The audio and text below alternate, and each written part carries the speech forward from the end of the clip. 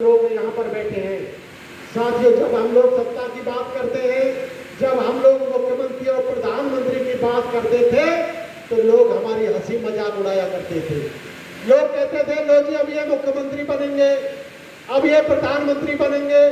कितना दुर्भाग्य की बात है, वो लोग जिनका इस जमीन पर ठीक से अस्तित्व नहीं था मानवता के रूप में, वो शिखर पर बैठ गए हैं और जिस देश के संचालक थे वो अपने आप को मजाक बना रखा है।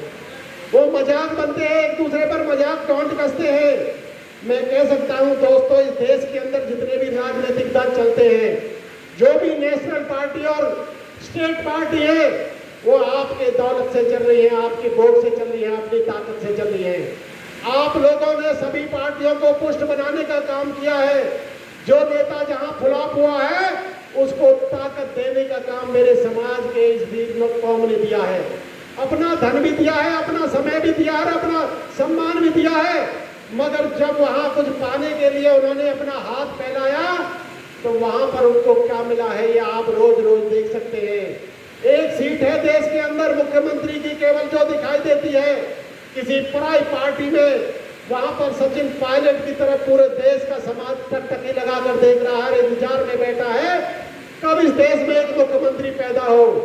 साथियों, किसी की दूसरों की छात पर मूंछ मुंडवाने वाली बात है। अगर सचिन पायलट पार्टी का मुखिया हो तो अपनी पार्टी बनाकर, जब इस कांग्रेस ने धक्का मारकर उसको अपमानित किया था, इस देश के बड़े समाज को अपमानित करने का काम किया था, उसी दिन ही मुख्यमंत्री बनने के रास्ते खोल दिए जाते।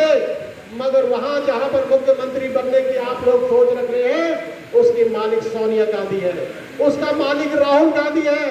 मालिक के घर में आप मालिक नहीं बन सकते, उसकी हैसियत केवल नौकर की होती है।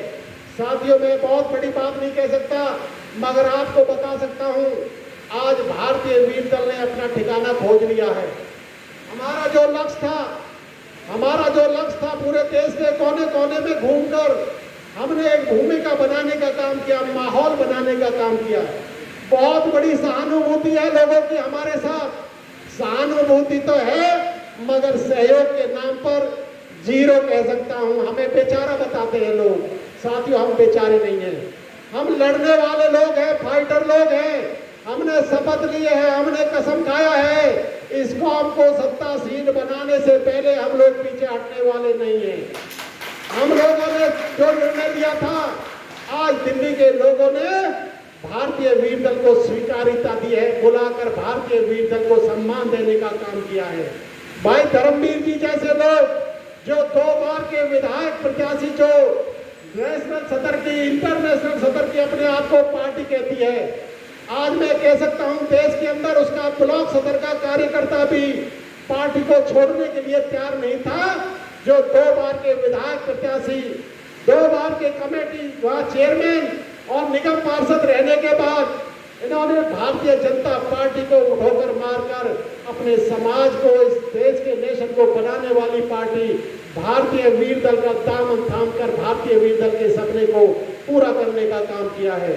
भाई योगेश चौधरी जैसे लोग जो एक मजबूत पार्टी के अंदर बचपन से राजनीति करने वाले लोग, जो राष्ट्रीय सतर पर छात्रों का नेतृत्व कर रहे थे, जो इन्होंने बहुत बड़ा एक बीड़ा उठा रखा था, मगर जैसे ही इस महानुभाव को पता लगा कि इस देश में एक जोत जगाने के कार्यक्रम चल रहा है, भारतीय वीर दल जो है वो नियम और संघर्ष की लड़ाई लड़ रहा है, वो मान और सम्मान की लड़ाई लड़ रहा है, उन्होंने कहा, कसाना जी, भाई धर्मवीर जी से कमिटमेंट किया कि मैं भारतीय वीर दल की टिकट पर चुनाव लड़कर संदेश देने का काम करूंगा।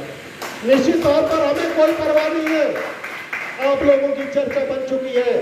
साथियों, आप लोगों ने जो हमारा लक्ष्य था, हमने देश के कोने में घूमते घूमते लगभग उत्तर भारत के सभी राज्यों में संगठन पर काम किया, मगर सच्चाई में सभी लोगों की एक शिकायत थी कि दिल्ली वाले कहाँ हैं, दिल्ली वाले कहाँ हैं, जहां पर हम टकटकी लगाकर देख रहे हैं। आज धर्मवीर भाई जैसे लोगों ने हमारी आशा और आकांक्षा को पूरा करके भारतीय वीर दल को जो दिल्ली में स्थापित करने का काम 2024 का लोकसभा चुनाव में अपने आप को प्रदर्शित करने का काम, और कई पार्टियों के लगातार एक बहुत बड़ा निर्णायक भूमिका का रिजल्ट आपको प्रदर्शित होने वाला है।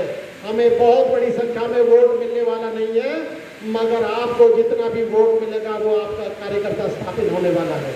अभी धर्मवीर भाई जो हमारे चुनाव प्रभारी थे, चुनाव को देखने का काम कर रहे थे, उन्होंने आपको आश्वस्त किया कि यहाँ पर लगभग 28-27 उम्मीदवार है पूर्वी दिल्ली में।